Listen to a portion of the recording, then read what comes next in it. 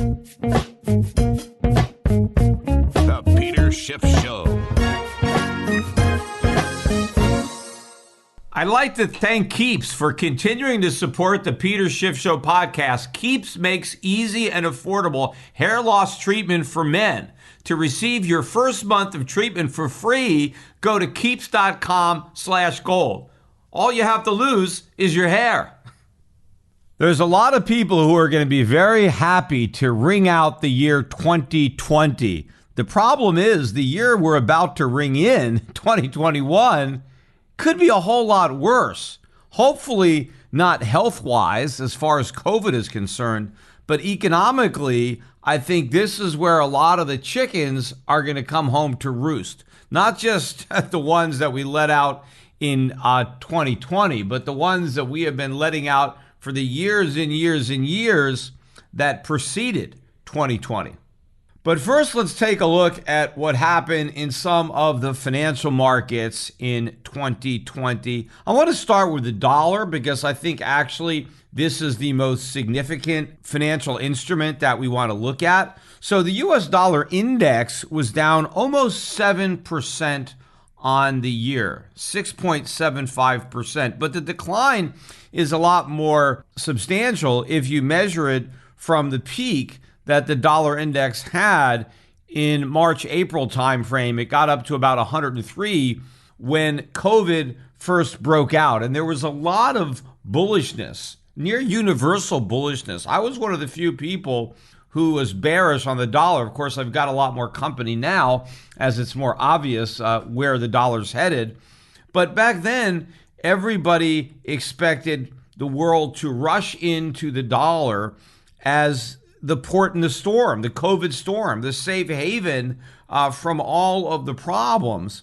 And while there was a reflexive knee-jerk movement into the dollar, if you go back and listen to the podcasts I was doing at the time, I said that it was a head fake and it would not last. And in fact, that is exactly what happened. The dollar's safe haven status maybe lasted for a month, a little bit more. And then it was gone. And it was a shadow of the type of rally the dollar enjoyed following the 2008 financial crisis. So I thought the fact that it was such a small safe haven bounce was a harbinger of some bad things to come for the dollar if that was the biggest rally it could muster, given how bad things looked at the time and how small the rally ultimately ended up being. But the decline that we had for all of 2020 is not that substantial. In fact, the dollar index, which managed a small gain on the last trading day of 2020, finished just below 90.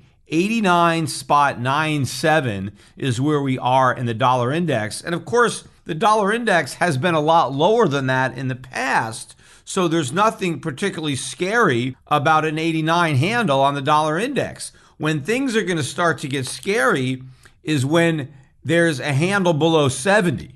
You know, when we crack 70, because we've never seen the dollar index below 70. In fact, 71, I think, is about the low from 2008, and then we almost touched that low again in 2011. But when we take out that double bottom, and we're really in no man's land, and the dollar is set for free fall, that's when it's going to get a lot scarier. But I think that could be another year or two away. So I think for a while, people are going to start to enjoy the dollar's decline because at least it's going to help push up asset prices like stocks. But eventually, people will realize that it's too much of something that never was a good thing, and we're going to have a real crisis in the dollar. In fact, one of the things that is going to result from the dollar's decline is going to be China, I believe, is going to end up surpassing the U.S. to become the world's largest economy before the end of the Biden term. And I think that's assuming he's there for one term. I mean, maybe he can survive and get reelected. I don't know. But I think even if he only has one term, 4 years, I think during those 4 years, China's GDP could surpass the GDP of the United States if the US dollar has a big enough fall against the Chinese yuan. And to me, there is a decent probability that that is going to happen. Now, I think the estimates are already that China will overtake the US. Now, I think the official estimates are maybe 2028. So maybe Biden would have to be reelected for it to happen in his term. But I don't think those estimates are factoring in a precipitous decline in the US dollar relative to the yuan. I think if you make that assumption, then China is going to surpass the United States much sooner than people think. In fact, another result of the dollar that has already weakened is the cost of shipping. I just read a story up on Zero Hedge that the cost now to bring merchandise from Asia to the United States, through the Pacific Ocean, year over year, the shipping costs are now up 2 to 3 times, actually. In some cases, costs have tripled to import goods into the United States from Asia.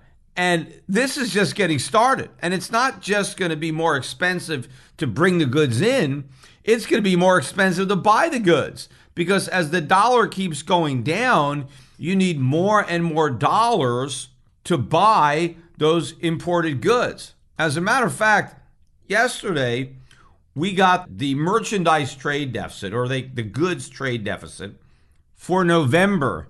And it came in at a record $84.8 billion. That is the biggest 1-month merchandise trade deficit in the history of the United States.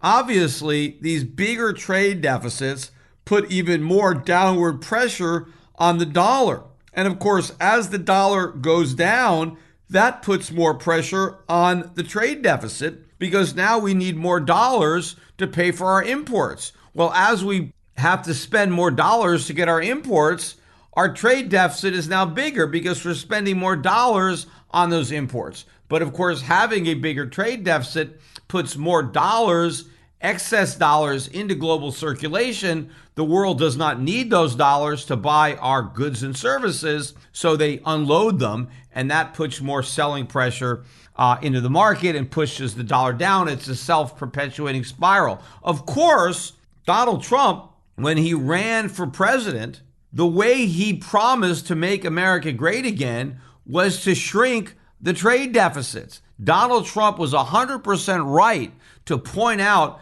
that the trade deficits were a sign of an economic problem, that the country had been decaying for years, for decades, and that we were no longer great, and that Trump was going to make America great again, specifically by addressing the trade deficit. He was going to turn this situation around. America was losing on trade. We were going to win on trade with Trump. He was going to renegotiate these great trade deals. He was going to tear up NAFTA and whatever else prior politicians had gotten us into. And he was going to be a great negotiator. And he was going to make America great again by, reindustrializing, by having a manufacturing renaissance. That is the bill of goods that he sold to voters. Of course, as soon as he became president, he forgot all about that because we are losing on trade bigger than we've ever lost before. Trump just said we were going to win so much on trade, we were going to get tired of winning. Well, how about getting tired of losing? We've never lost this much. You want to talk about a reality show. It's not The Apprentice. It's The Biggest Loser. And who's the biggest loser? The United States, because we're losing more on trade than ever before. Of course, we win in that this is a massive subsidy that foreigners are bestowing on Americans. We get $84.8 billion worth of actual goods in the month of November, and all our trading partners get is paper that we just printed that cost us nothing. We didn't have to do anything to come up with $84.8 trillion. The Fed just, pushes buttons and there it is. But the goods that we imported, people actually worked hard to make those goods. Capital was used, resources were used. So we won from that respect in that we got real stuff and our trading partners got worthless IOUs. But we're losing in the sense that we are hemorrhaging red ink. And the fact that we have these big deficits proves that we have a lousy economy. Of course, if you look at all the news stories that came out following the release of this horrific record trade deficit, every news story had the same conclusion, that we had the big trade deficit because our economy is so much stronger than everybody else's, that we are recovering much quicker from COVID than the rest of the world. And because we're such a strong economy, we're sucking in all these imports, which is pure BS. I mean, first of all, the trade deficit was deteriorating even before COVID. It's not like everything was great and then COVID happened. Things were getting worse and the trend simply continued after COVID. But of course, the whole world has got COVID. I mean, we can't use COVID as an excuse for our trade deficit because other nations have trade surpluses and they also have COVID. But of course, the truth is, if our economy really was recovering faster, we would be producing more. Our factories would be turning out more products, so we wouldn't have to import as many products. We can export some of our products. It's strong economies that make more stuff. The reason that we're sucking in so many imports is because our economy is so much weaker than all the other economies. We can't produce the things that we need, and so we're forced to rely on stronger economies that can produce those things. And so we give them the money that we print to buy the stuff that we can't produce because our economy is too weak. And in fact, these record trade deficits show that not only has our economy never been weaker, but we've never been further from greatness than we are now, right? If Trump ran to make America great again, and he was going to make America great again by getting rid of our trade deficits and having a manufacturing renaissance, well, the opposite happened. So we've never been further from greatness thanks to Trump. Now, of course, he had a lot of help, so it's not all his fault, but he certainly did not keep that promise. But as a result of the weakening US dollar, which is already manifesting itself in these rising shipping costs, look at commodity prices, look at industrial metals, look at agriculture, we are really going to reap the whirlwind of the inflation winds that we have been sowing for years, but particularly ever since COVID. Now, as weak as the US dollar was against other fiat currencies in 2020, it was even weaker in terms of real money. If you look at what happened to gold and silver prices in 2020, the price of gold was up about 24%, and the price of silver was up about 46%, meaning yes, you need more dollars if you want to buy euros or if you want to buy Swiss francs or Japanese yen or Australian dollars or any of these other fiat currencies. But if you want to buy an ounce of gold or if you want to buy an ounce of silver, well, then you need even more money because all fiat currencies are losing value. It's just that the dollar is losing it even faster than most of the other ones. And that is the trend that is really going to accelerate in 2021. The stock market, though, also had another good year in 2020. Probably very surprising for a lot of people, given where we were in that bear market in March as the COVID sell-off began. Of course, had the Fed's cavalry not ridden to the rescue with all their printing presses, it would be a much different story for the stock market. But of course, it would be a much better story for the economy. Not that the economy would have just, boomed had the Fed not done the wrong thing and bailed everybody out. But at least we would have addressed the problem sooner and prevented them from getting worse. Instead, the Fed put a lot more air into a bubble that was already much too big and starting to deflate, and we kicked the can down the road as we made that bubble much bigger. So because of the Fed, the stock market was up. The Dow was only up about 6.5% on the year. I don't think that counts the dividends, but I think that might just be the price appreciation. Of course, the dividends are pretty meager these days, and these aren't exact numbers. I just took a quick look before I did the podcast. But obviously, if the dollar index was down 6.75%, and the Dow was up 6.5%, if you're a foreign investor, that's basically a push, right? If you live in Europe and you took your euros and you bought the Dow, you don't have any more euros now than you started the year with. You're pretty much flat.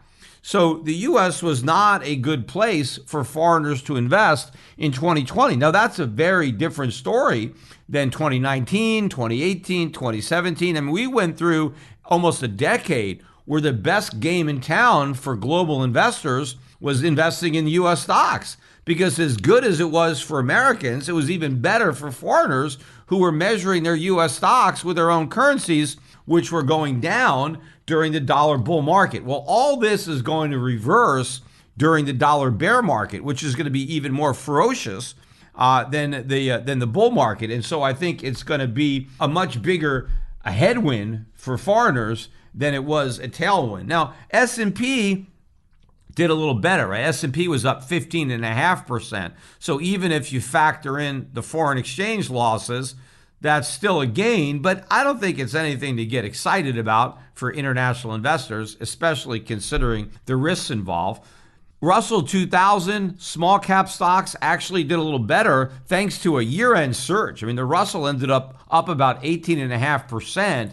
That index had been lagging for most of the year. Ironically, I think it got a big boost based on the idea that we were going to have the startup trade, that the stay-at-home trade was coming to an end, the economy was going to start back up, and then everybody started buying these small cap stocks. But, nobody really sold all the stay-at-home stocks. I mean, those bubble stocks really didn't lose anything. Even though people started to play for the reopening, they still continued to place their bets on the stay-at-home stocks. That's why the NASDAQ was the biggest winner of them all. The NASDAQ was up 43%. That's a very, very strong year for the NASDAQ, led higher mainly by the FANG-type names, the most overvalued stocks, companies that don't even make a profit. There were a lot of spectacular IPOs that came out at the end of the year. Companies like Airbnb or DoorDash, companies that you would just assume would actually be hurt by COVID because they're, in dining or they're in travel and leisure. But no, investors, just gobble them up. Everybody is looking for risk. The Fed has created a casino-like mentality in the stock market in 2020, and investors are taking all this cheap money and buying everything in sight. But what everybody is ignoring is, of course, the other side of this balance sheet, all of the debt that is being accumulated, not only by the corporations that are buying back their own stock, but by the U.S. government, which is printing money to stimulate all this. Look at the national debt in 2020. The national debt right now, I just looked at the debt clock, and it's $27.55 trillion. And when the year began, it was $22.8 trillion. So the national debt is up $4.75 trillion so far in 2020. And maybe by the time they really get the numbers straight, because I have a feeling that maybe there's some more, because they just sent out a bunch of stimulus checks, right? The $600 checks are in the mail supposedly. So maybe the national debt will end up being moving up by $5 trillion in 2020. It's very fitting that the last year of the Trump presidency, not only does it have the biggest trade deficits in U.S. history, but we have the single biggest annual budget deficit in U.S. history. And of course, on the campaign trail, Donald Trump was very critical of Obama and the big deficits during his presidency. And of course, he one-upped them. I mean, the Trump deficits are much bigger. Trump did in 4 years what it took Obama 8 years to do. And in fact, if you go back and read the articles, the commentaries I wrote as soon as Trump was elected, and you can obviously listen to my podcast, but one of the things I said was that the deficits under Trump would be huge. I was not fooled for a minute by Trump's promises to reduce the deficit or the national debt. I said early on that was not going to happen. So I not only said that Trump would be a one-termer from the very beginning, and that prediction obviously has most likely turned out to be correct, despite the fact that a lot of Republicans now seem ready to challenge the Electoral College. I doubt that those challenges are going to go anywhere, but we'll see. They're keeping it interesting. But I still think that one-termer forecast is going to be correct. But more importantly, my forecast that he would run up the debt. that he would not be fiscally responsible, that he would actually sign increases in government spending. He would agree to tax cuts that would even make the deficits worse. And that is exactly what Donald Trump did. In fact, one of the big campaign promises made by Donald Trump was that he was going to drain the swamp. He was going to clean house in Washington. And of course, the swamp is the Washington establishment that is spending all of our money. And, the way you would drain the swamp would be to cut off the spending, right? To stop the flow of money that's feeding the swamp, right? It's this Washington bureaucracy that is, sucking the lifeblood out of the rest of the country. And Trump was going to put an end to that.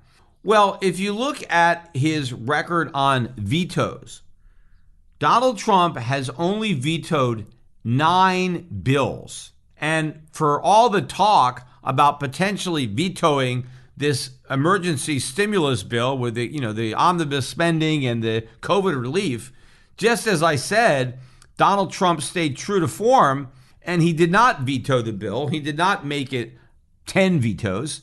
It stands at 9. And I doubt there's anything else that he's going to veto between now and the time he leaves office next month. So that's his total, 9 bills. Now, if you want to know when there was a president who vetoed fewer than 9 bills, you have to go back to Warren Harding, who was president from 1921 to 1923. But of course, Harding only served 2 years as president. So that's not really a fair comparison because Trump was president for 4 years. So you would expect if he was in office twice as long, he would be able to make a lot more vetoes than Harding. So if you want to make an apples to apples comparison, if you want to go back to a president who served at least one full 4-year term, but who had fewer vetoes than Donald Trump, you have to go all the way back to Chester A. Arthur, who was president of the United States from 1881 to 1885. That's how far back in history you have to go to find a president that vetoed fewer bills than Trump. Now, how are you going to drain the swamp if you're not vetoing the legislation that the swamp depends on? In fact, every time you rubber stamp a bill that the swamp puts on your desk, you are voting to make the swamp deeper. Right? If Donald Trump really cared about draining the swamp, he would have been vetoing more bills. In fact, he should have set a record for vetoes. I mean, I know that's what I would do if I was president. I wouldn't be looking to set records in how big the trade deficits were and how big the budget deficit was. I would want to be the president to veto the most bills, and prevent them from becoming laws. Because, every time a new law is passed, our freedoms are diminished. We don't need any more laws. We already have too many laws, right? What I want to do is sign bills, if I was president, I would want to sign bills that eliminate the laws that already exist. I would not want to add additional laws. I want to prevent that. And of course, I want to veto all the spending. That's the way to force discipline on Congress. Don't sign all these bills. Donald Trump made a big deal in a press conference the other day about some of this pork that he didn't like in the omnibus spending bill. Well, that pork has been in every single omnibus spending bill he's signed since taking office. How about vetoing them? If you don't like them, just don't do a press conference for the American people. Whip out that veto pen. That's what it's for. Don't, veto the bill or just don't sign it. Pocket veto it. Do something, and then force Congress to cut spending or override your veto. But, if the president had some guts and actually vetoed some stuff, there would be enough Republicans who would side with him to sustain those vetoes. And so nothing would be passed over Trump's veto, in which case, if Trump wanted to, he could have drained the swamp. He had 4 years to drain it, yet all he did is make it a lot deeper. And now, of course, he's turning over the swamp to Biden, right? Who is going to reign over it, and it's going to get deeper than ever and murkier than ever. And of course, the bubble, right? The bubble economy that Trump is turning over to Biden is a much bigger bubble than the one that Trump inherited from Obama. The bigger problem, though, of course, is now that the Tea Party is dead and that Trump is the new face of the Republican Party, the Republican Party is now the Democratic Party. In fact, I've joked, and it's not really a joke, that the Democrats couldn't have done better than electing Donald Trump. If their goal was to really advance their agenda, then I think having Trump president for 4 years accomplished that better than anything. And in fact, by turning the Republican Party into the Democratic Party, that helps make a lot of these radical left-wing ideas seem more mainstream. Because the Republicans are all for big government and big deficits. In fact, I was listening to a lot of these Republicans on television who are coming on talking about the COVID relief and the stimulus. They want more stimulus.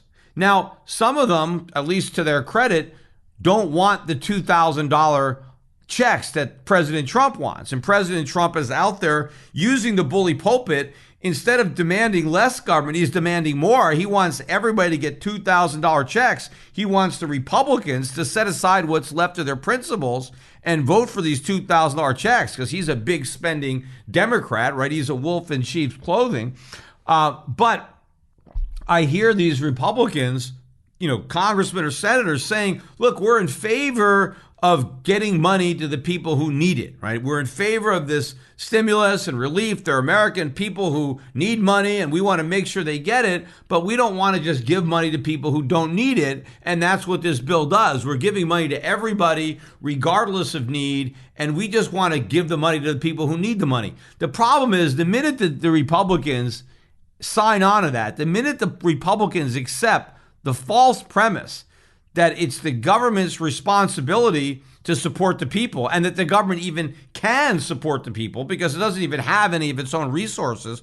But once you've accepted that, you've lost the entire debate because you've now joined the Democratic camp that this is what the government's supposed to do, right? Once upon a time, American presidents were able to say that it's not the job of the government to support the people. In fact, the government should never support the people. It's the people who support the government and not the other way around. But when the Republicans just accept this role of government, the battle is lost. Nobody is willing to stand up and say that they oppose on principle all the stimulus and all the aid. Not only because we don't have the money, because we're broke and we're going into debt for it, but it's not even constitutional. Yes, I understand that there may be individuals who are hurting as a result of COVID. Well, that's unfortunate. I mean, there are a lot of bad things that happen where people are hurting. And maybe if we had a lot less government in the past, if we had a sounder economy and people had savings, they would be able to weather the storm. But to the extent that people are suffering, let the local governments deal with that locally. Let the city governments, let the state governments, especially if the reason they're suffering is because the state has ordered the closure of their business. Well, if the state is going to do that, then let the state deal with the consequences. Let the states make true cost-benefit analysis of everything that they do. So if they want to force people out of work, then they better be willing to pay the consequence. They have to raise taxes on the local taxpayers, in which case local taxpayers might say, hey, don't shut down these businesses. If you're going to give me a bill for the damage, then we don't want to do it. Just leave them open, right? That's what would happen. But because everybody is passing the buck, then everybody just assumes somebody else is going to pay for it. And as I said, a lot of people are thinking, well, the federal government has to do it because the federal government has the printing press and the states don't. Federal government doesn't have a printing press. It's the Federal Reserve that has a printing press. And the Federal Reserve should not be using its printing press to bail out the federal government, but it is. And eventually, I think the Federal Reserve is going to use that same printing press to bail out the states, right? Because the Federal Reserve could allow the U.S. government to have to deal with higher interest rates or force them into cutting spending or raising taxes or defaulting, but they're not doing that. They are monetizing the debt. They are choosing to monetize U.S. government debt that they have no legal requirement to monetize. In fact, initially, I've explained on this podcast, initially when the Federal Reserve Act was first passed, they were specifically prohibited. They were not allowed to even buy U.S. Treasury debt. That was modified during the First World War. But I think the Federal Reserve is going to make the same mistake for the states. Is the Federal Reserve going to let a state default? Is it going to let a municipality default when it could just buy its bonds? Why not? Just print up some money and buy these bonds. That's what they're going to do. Except the minute they start doing that, you've got a Eurozone problem times 50, or not really 50, however many countries are in the European Union, but there's not 50 of them. We got 50 states, and the minute one state sees another state getting bailed out, that's it. Everybody is going to race to the bottom. Nobody's going to want to be fiscally responsible because there's no longer going to be a reward for being responsible. Everybody's going to want to run big deficits because the punishment is no longer going to be there. If the Fed's going to start monetizing states that get in trouble, well, any state would be foolish not to run up big debts because, after all, I mean, it's going to pay the cost through inflation of everybody else's debt. So the moral hazard is going to really soar when the Federal Reserve starts monetizing the state and municipal debt the way it's now monetizing U.S. government debt. Keeps makes easy and affordable hair loss treatment for men. Look, losing your hair sucks. I know because I lost a lot of my hair when I was young. I remember I started losing my hair in my 20s. And I was very, very concerned. Of course, I had a lot of hair to start, so I had a lot of hair to lose. But at some point along the way, they came up with minoxidil. And so I started using that, and it probably dramatically slowed down my hair loss. The problem was minoxidil was very expensive. I had a friend of mine who used to ship it into me from Spain. But you can get the exact same minoxidil in Keeps. And now you can keep your hair, and you can also keep more of your money. So I continued to use minoxidil on a daily basis to, retain the hair that I've got and slow down what I lose. Except now I'm using Keeps instead of what I was using before. And Keeps is a better deal because, again, you can keep your money and your hair. The key is, though, use it early. The minute you see that you're losing your hair, if you want to keep your hair, then start using Keeps, because the sooner that you can begin applying it, the more of the hair that you're going to keep and the less of it you're going to lose. So to take action and prevent hair loss today, you can actually get your first month of treatment for free by going to keeps.com/gold. That's KEEPS.com/gold and get your first month of treatment for free. You've got nothing to lose but your hair.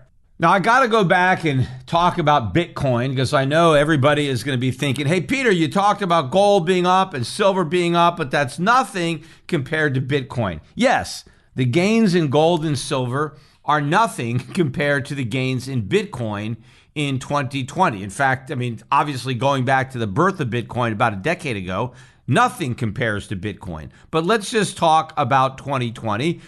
The price of Bitcoin was up about 4 times. I don't know the exact amount that it was up, but looking at the chart, it was approximately a 4-fold increase. Bitcoin is at 29,000 approximately as I am recording this podcast. So I think it started the year at around 7,000. I think a little bit above 7,000, but not that much. So it's a huge increase in Bitcoin in 2020. But first of all, it is completely irrelevant to compare the 4-fold increase in the price of Bitcoin to the far more modest 24% rise in the price of gold to claim that Bitcoin is therefore better than gold, that Bitcoin is the new gold. It's the new safe haven. It's the new store of value. Bitcoin is not a safe haven, and it is no store of value. There is no value to store, and it's not safe at all. It is extremely risky.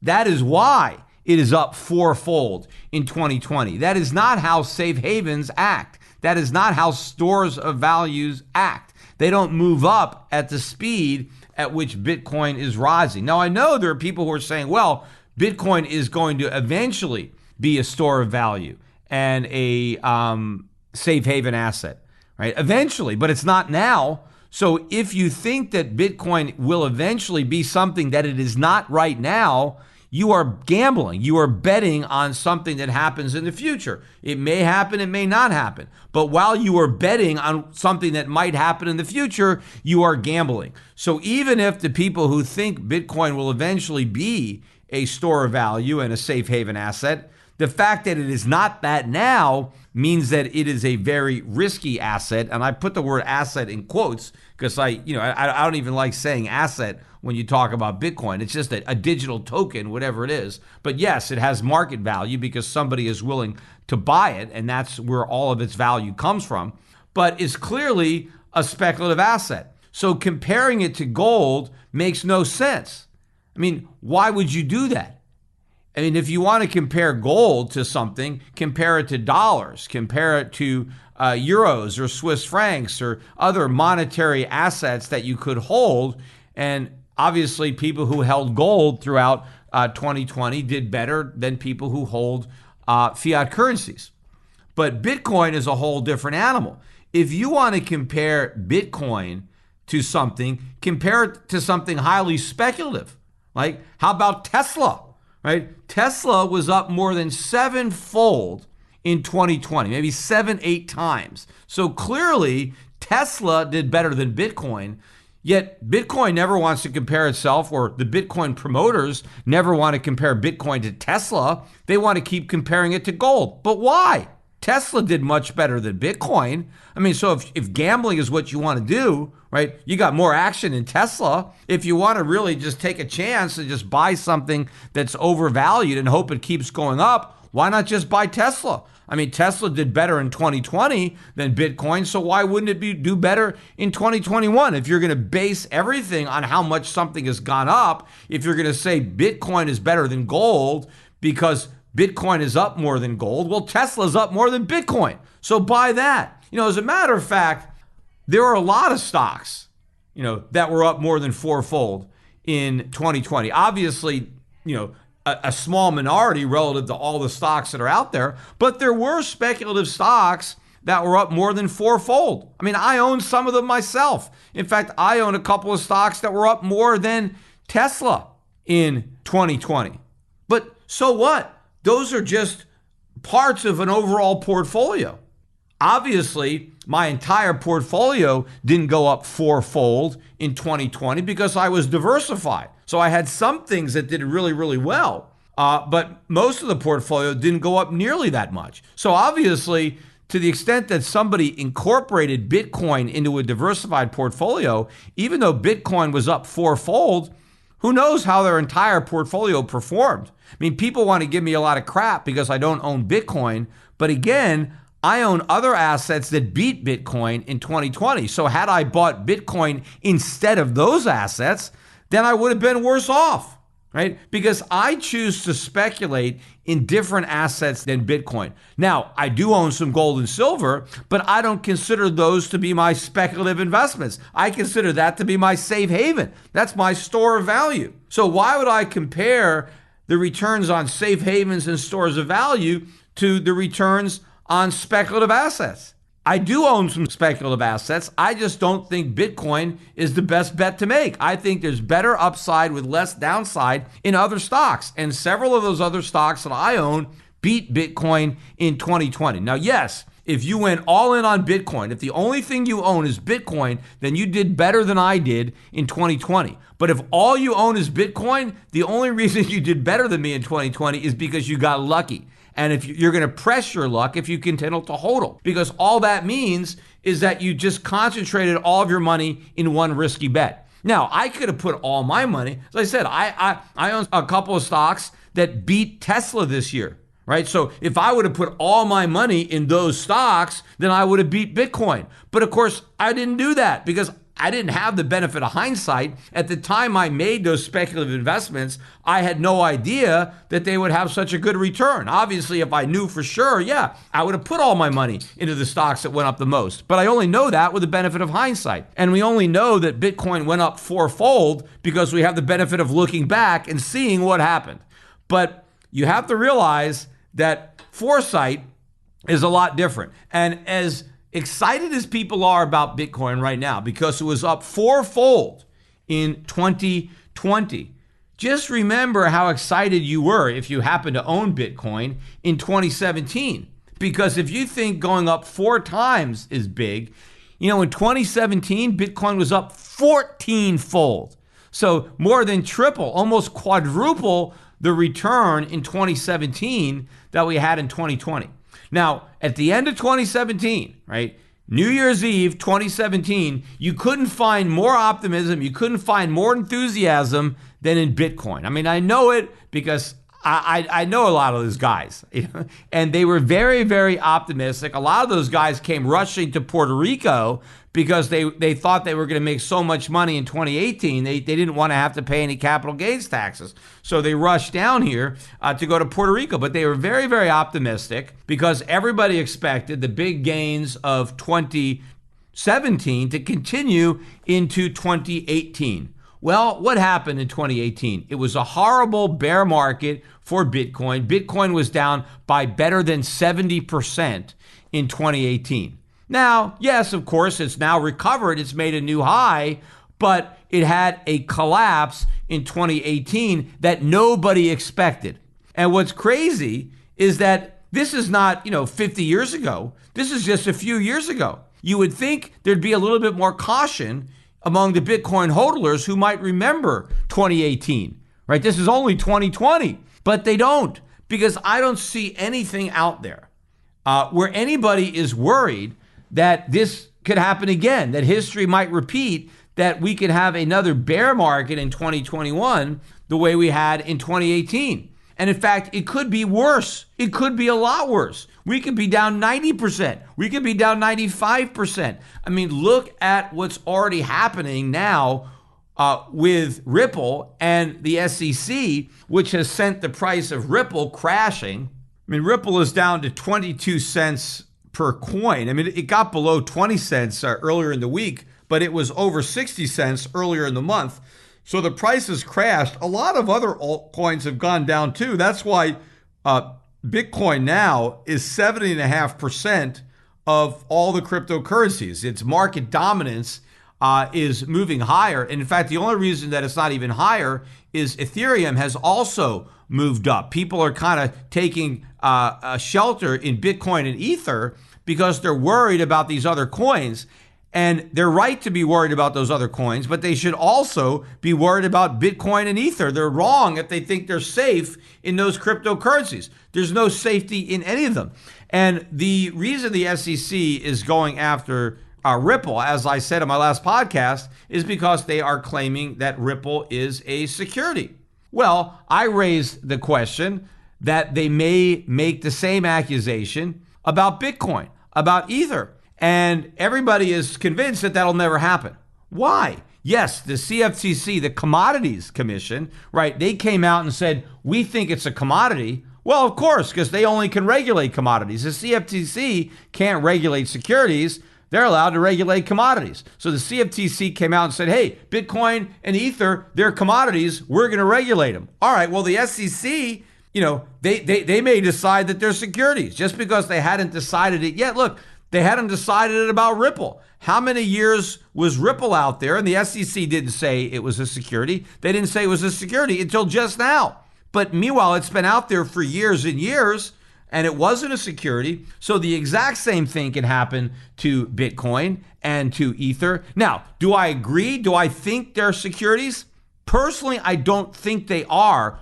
But I can see a powerful argument that the SEC could make that they are. And of course, the courts are rigged. I mean, you're fighting the government in their own rigged courts. So to think that you're going to get a fair trial. Look, I think my dad was right. I think a lot of his arguments against the income tax were right. The problem was he had no chance in a U.S. court, right? It was more of a star chamber than a legitimate court. Look, this is something that doesn't make any sense to me at all.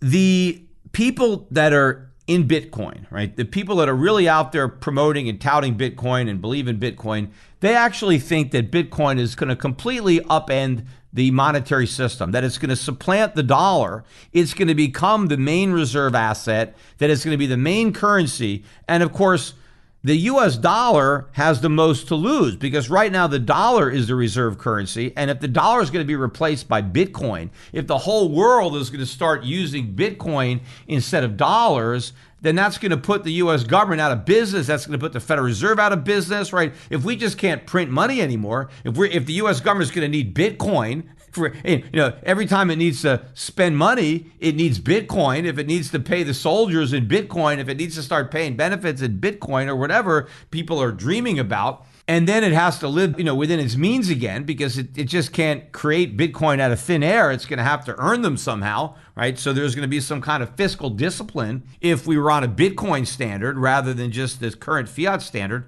Why are people in Bitcoin so complacent and think that they're basically declaring war on the US government and threatening the very source of its power, and then thinking the US government is going to surrender without a fight? Why wouldn't the US government? If the US government actually believed all this nonsense about how Bitcoin was going to take over the world and replace all the fiat currencies and replace gold, if the US government actually believed it, wouldn't they try to stop it? Wouldn't they want to prevent it? Of course they would. Now, the only reason they may have left it alone is because they don't believe it. They think it's just a bubble that's going to die of natural causes. So why bother killing it? But if they think it's going to survive long enough to do real damage, well, then they're going to preemptively try to drive a stake into its heart. And that's what's going to happen. And, even though Donald Trump said a lot of negative things about Bitcoin, and he did, and even though Mnuchin, his Secretary of the Treasury, said a lot of negative things about Bitcoin, there wasn't a lot of interest in the Trump administration about going after it, because that's part of Trump's base. Hard money, free market. A lot of Bitcoin people also like Trump, and Trump wanted to be seen as somebody who's kind of hands-off, not a big regulator, and so he didn't want to come in and bring the hammer down on the crypto industry. Biden is not going to have the same type of thoughts. And if you look at some of the things that Yellen has said about Bitcoin in the past, she's no fan of Bitcoin either. And I don't think there's any part of Biden's base that is big into crypto, big into Bitcoin. I mean, all of the crypto rhetoric, everything that surrounds Bitcoin is more libertarian, free market. There's not a lot of socialists in the crypto movement.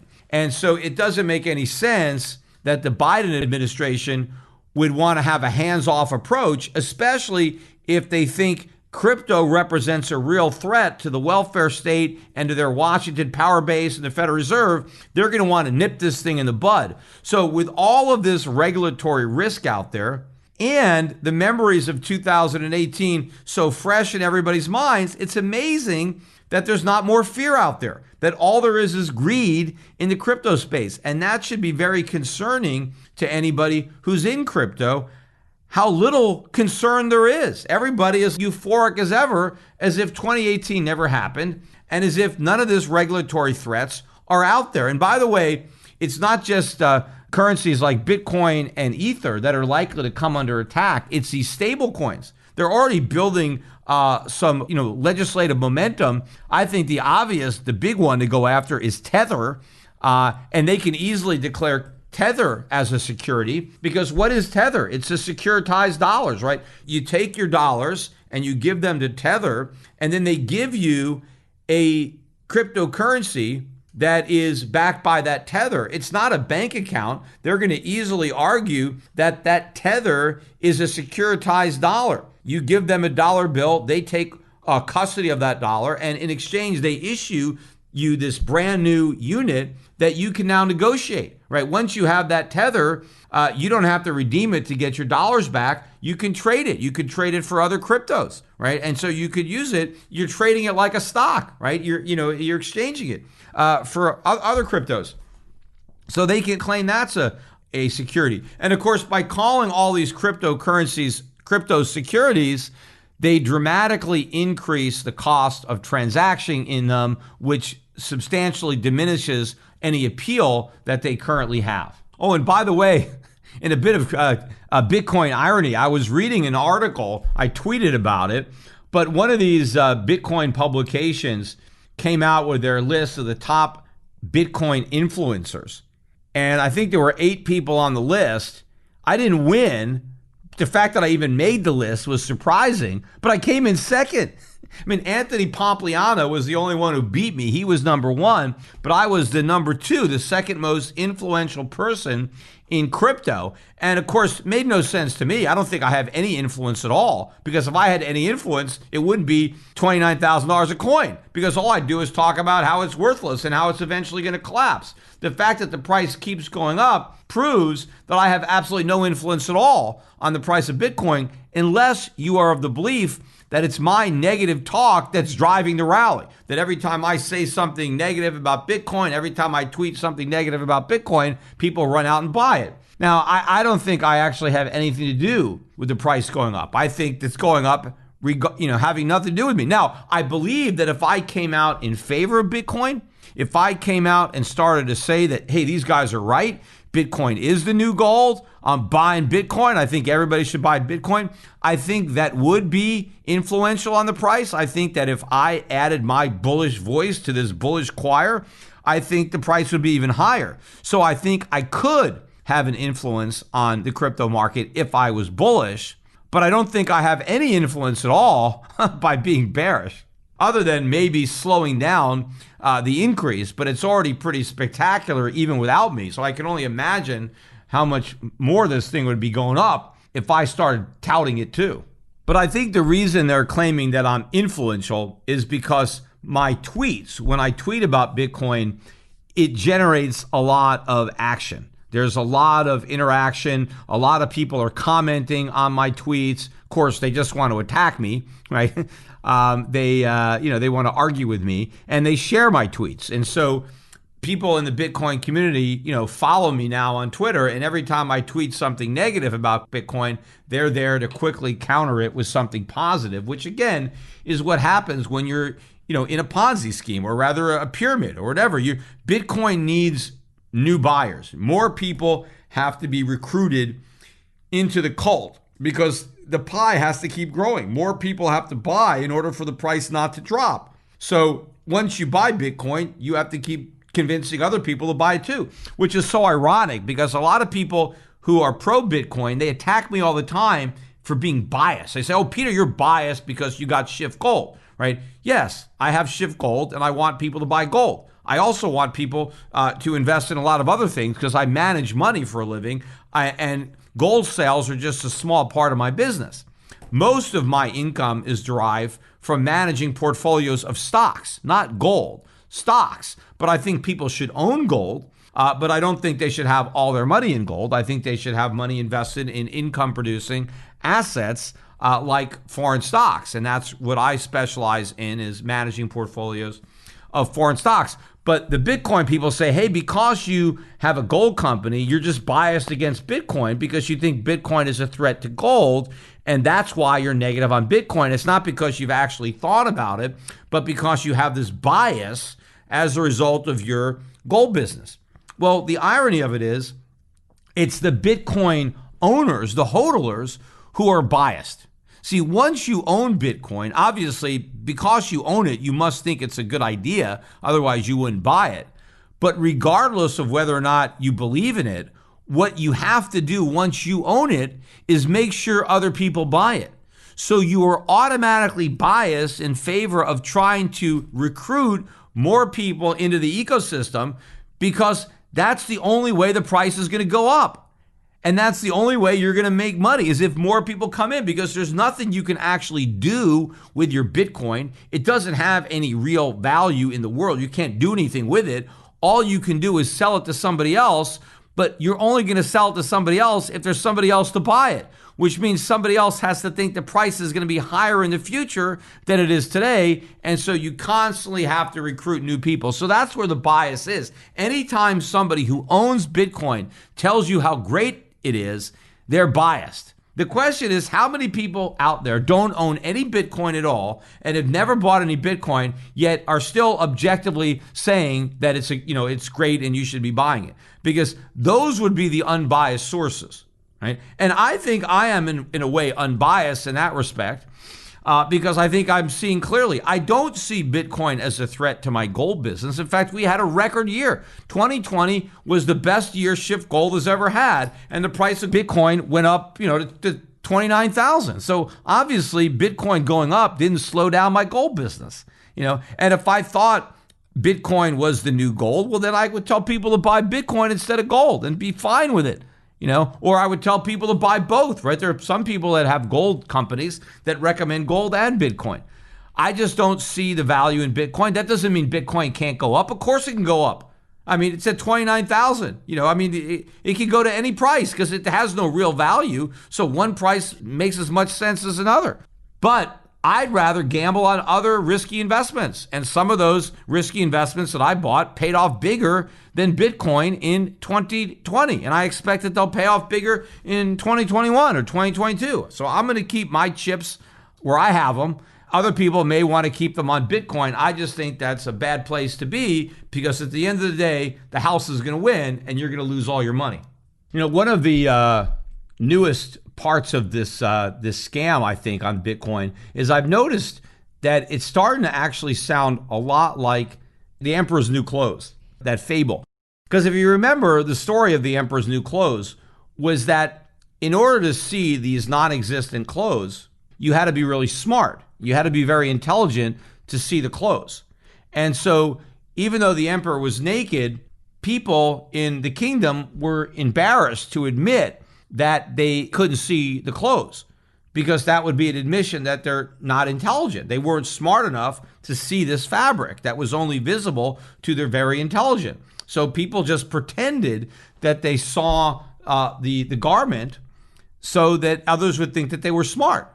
Right? Until the one little boy admits that he can't see it, and then the whole charade falls apart. Well, I'm seeing a lot of that when it comes to Bitcoin. I'm seeing people talk about the people who get Bitcoin are just really smart, and that there's a learning curve, and everybody eventually comes around depending on how smart they are. So the really, really smart people figure out Bitcoin very quickly, and then they go all in. But other people take longer. Other smart people take longer to figure it out. But all smart people will eventually buy Bitcoin. They'll eventually figure it out at their own pace. It's just the morons, the idiots like me, right, who don't buy Bitcoin because we're too dumb to understand it, right? So now it's like a mark of intelligence. If you get Bitcoin, then you're smart. And even if you don't get Bitcoin, you can pretend to get Bitcoin, and then everybody will think you're smart. So this is now, part of the whole promotion of Bitcoin is this idea that it's the smart people who understand it and it's the fools who don't. It's interesting, but Trump actually has something in common with Bitcoin. See, Trump enjoys the support of a lot of conservatives. And that's despite the fact that he's not conservative at all. I mean, conservatives are supposed to want small government. So they want government to cut spending, and they are also fiscally conservative. They don't like deficits. So to the extent that government is spending money, they should have the tax revenue to support it so that we're not running debts. Also, conservatives have been traditionally in favor of free trade. And Donald Trump has none of these things. I mean, Donald Trump has signed on to the biggest increases in government spending in our history. I mean, Donald Trump is out there demanding more government spending, bigger deficits, and he wants the Federal Reserve to monetize all the debt to make it possible. Because that's another thing that conservatives typically like is sound money. They want hard money. But Trump is the opposite of that. He wants easy money, as easy as possible. He has criticized the Fed for being too tight. He thinks zero is too high. He wants negative interest rates. He wants massive quantitative easing. So you got a president that wants big government, big deficits, and wants the Federal Reserve to print all the money to make it possible. Absolutely nothing conservative about that. Yet Trump enjoys strong support among conservatives who think he's their champion. Well, the reason I say he has that in common with Bitcoin, or something in common with Bitcoin, is because there are a number of people in the hard money camp, right? People who had been traditional gold bugs, to use that word, but who want sound money, who don't like fiat money. They like Bitcoin. They're putting their trust in Bitcoin despite the fact that Bitcoin has far more in common with fiat currencies that they don't like than gold that they do like. Anyway, I want to finish off the podcast, though, mentioning some of my social media sites. I really did pick up a lot of followers on my various platforms in 2020. And so hopefully all of this momentum will continue in 2021. The biggest social media platform being my YouTube channel now has over 405,000 subscribers. Schiff Clips, the one I just started, still only 5,200. I thought the video I just put up of me reading my son Preston's Christmas list, I thought by releasing that video on Schiff Clips, I would get a lot more people subscribing. I did it. And so I ended up copying the video because I really liked it and I wanted people to see it. And I realized that not that many people were seeing it on Schiff Clips. So I put it up on my main YouTube channel. Of course, it got way more views. So if you haven't watched that video, check it out. But if you haven't subscribed to Schiff Clips, subscribe to that YouTube channel because I want to be able to put out a content exclusive to that channel, but I want people to see it. So I got to have people subscribing to it to get the notification that the new videos are out. So make it a New Year's resolution for you to subscribe to Schiff Clips.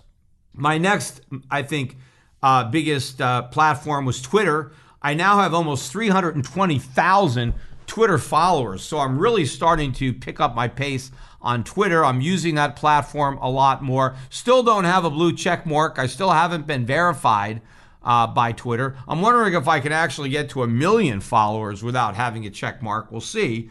But if you're not following me on Twitter, follow me and tell your friends. And apparently that is where my Bitcoin influence is coming from. It's coming from my Twitter account. So, at least somebody is paying attention to my tweets. I just wish that people actually were paying more attention to them instead of just criticizing them. Then I got Facebook. Facebook, I've been on Facebook for a long time. I'm not using that platform as much. Maybe I'll try to pick it up. I only have 135,000 followers on Facebook. So, if you're not a friend of mine on Facebook, you might want to add me to that and help me beef up those followers. The newest one is Instagram. I didn't even have an Instagram account when the year began. I introduced it maybe midway into the year, and I've got almost 65,000 people now that are following me on Instagram. We are putting out a lot of content on Instagram, a lot of stuff, a lot of really, really good stuff on Instagram. So my goal is really to make that a more meaningful vehicle for me. So if you're not following me on Instagram, and obviously a lot of people are not because it's only 65,000, then follow me. Make that a New Year's resolution as well. Follow Peter Schiff on Instagram, and then try to get as many other people to follow me on Instagram as well. Anyway, that's it for today. I want to wish everybody again a very, very happy and healthy new year in 2021. It's been a long 2020, a lot of content. I've done a lot of podcasts this year. Probably going to do as many, maybe even more in 2021. I think it's going to actually be a very, very big year for my investment strategy. I think it's going to be a very bad year for the dollar, which means it's going to be a very good year for foreign stocks, emerging markets, gold, everything that I've been positioning myself and my clients for the past decade. I think we're really going to get paid in a big way in 2021. And 2021 is not going to be the end of this. This is really just the beginning. This trade is going to be going on for the remainder of the decade. We're still early in this. And so if you haven't fully adopted the strategy yet, there's plenty of time to do it, but don't wait. Don't press your luck. So early in the new year, that's the real resolution that everybody needs to make. Open up an account at Euro Pacific Capital, Euro Pacific Asset Management.